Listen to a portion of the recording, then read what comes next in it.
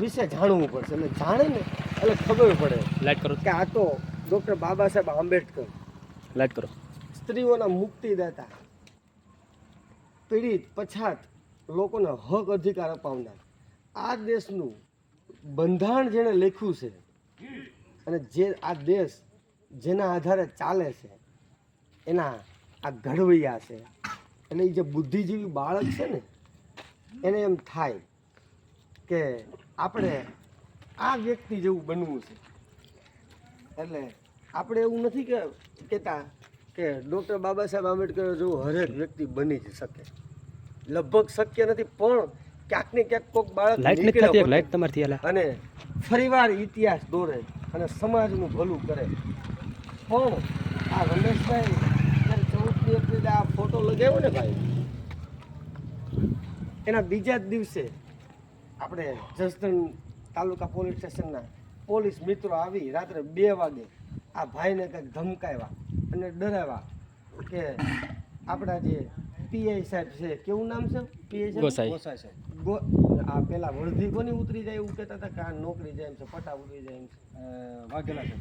વાઘેલા સાહેબ, આપણા વાઘેલા સાહેબ આપણી સમાજના છે ને, એને હાર પહેરાવ્યો છે. હા, વાઘેલા સાહેબ ખુદે હાર પહેરાવ્યો હતો. બરોબર, વાઘેલા સાહેબે ખુદે બાબા સાહેબ આંબેડકરને ફૂલહાર કરી અને નમન કર્યું હતું. એટલે એ એવું પોલીસ એવું કહેતી હતી કે હવે જો આ ફોટો અહીંથી હટશે નહીં ને તો સાહેબની નોકરી જાય એમ છે. હવે એવું તો હું સંકટ આવ્યું, હું તકલીફ પડી આ ફોટાથી કે સાહેબની નોકરી હોત વહી જાય એમ હતી. એટલે આવા તમે અભણ લોકો હોય, જે લોકો ભણેલ ગણેલ નથી, બરાબર, લાંબુ નોલેજ નથી, અને તમે ગોટાળે ચડાવવાની કોશિશ બંધ કરી દો ભાઈ.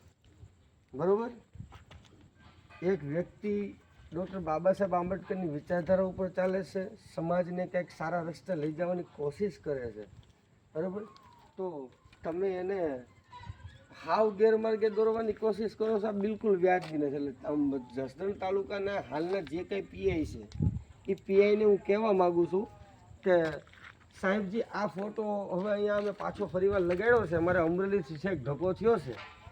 હવે આ ડૉક્ટર બાબા સાહેબ આંબેડકરનો ફોટો ન હલે ને તો સારું છે, કેમ કે આ કોઈ ગુંડો વ્યક્તિ નથી, કોઈ બળાત્કારી નથી, કે કાંઈ કોઈનું મર્ડર કરેલો વ્યક્તિ નથી, તો આપણે આ વ્યક્તિનો જાહેર ચોકમાં ફોટો ન મૂકી શકીએ. મહાન વિશ્વ વિભૂતિ છે, જેના કારણે તમે આજે નોકરી કરો છો ને એ વ્યક્તિત્વનો ફોટો છે. એટલે છે ને બધા માપ મારી જજો.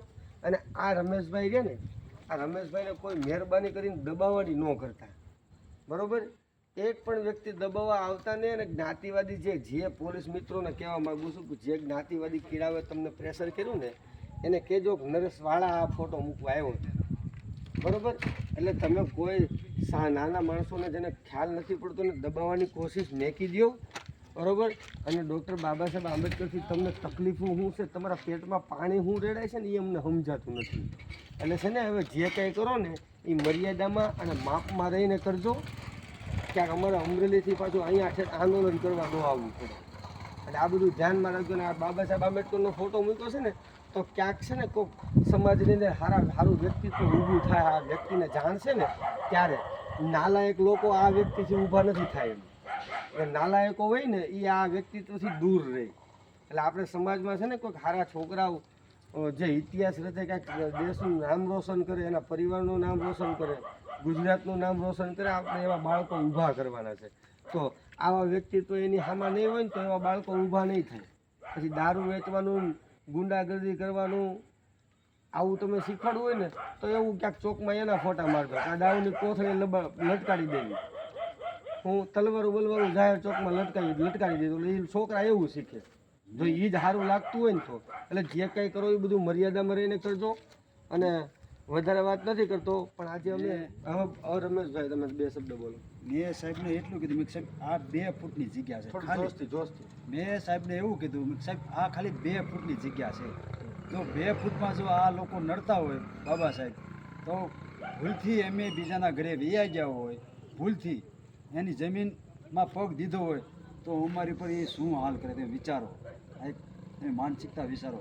મારો કહેવાનો વિષય ખાલી 2 ફૂટ 32 જે ડિગ્રી ધરાવી છે, સિમ્બોલ ઓફ ધ નોલેજ, વિશ્વમાં 192 દેશ આનો જન્મ જયંતિ ઉજવતા હોય અને વિદેશમાં ભણાવતા હોય, બાબા સાહેબના પુસ્તકો વિદેશમાં ભણાવતા હોય, તો વિચાર કરો આ એક નાની હસ્તી નથી, બરાબર?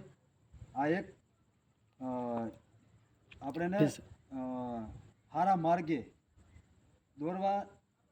દોરી જાય ને એવી વ્યક્તિ છે, બુદ્ધિજીવી વ્યક્તિ છે, સમજાણું? અને એને આખા વિશ્વનું ચિંતન કરી અને પછી બંધારણ લખ્યું છે, એમનામ નથી લખી નાખ્યું ભાઈ. આપણે ઘરનો વહીવટ નથી કરી શકતા, શું 5 જણાનો વહીવટ આપણે નથી કરતા. આને વિશ્વનું આખું નોલેજ છે અને વિશ્વનો જ્ઞાનનો ભંડાર કહેવાય છે. શું આ 2 ફૂટ એને હું નડતી છે જગ્યા. હવે આપણે ભાઈએ છે ને રમેશભાઈ લગભગ અઠવાડિયા 10 દિવસ પહેલાં ફોન કર્યો હતો, પણ આપણી પાસે સમય નહોતો, ચૂંટણીમાં વ્યસ્ત હતો અને ક્યાંક ને ક્યાંક કામમાં હતો. એટલે આપણે કીધું હતું કે તમે કાંઈ ઉપાધિ ન કરતા. આ જે જ્ઞાતિવાદી કીડાઓ છે ને એ તમને દબાવે છે ને અમારી જેવા તમારી ભેગા ઊભા જ છે, બરાબર? કોઈ એવો માઇનોલાલ પેદા નથી થયો કે ડૉક્ટર બાબા સાહેબ આંબેડકરની વિચારધારા ઉપર ચાલનાર વ્યક્તિને રોકી શકે. એટલે જે કાંઈ કરો ને મર્યાદા મારીને કહેજો.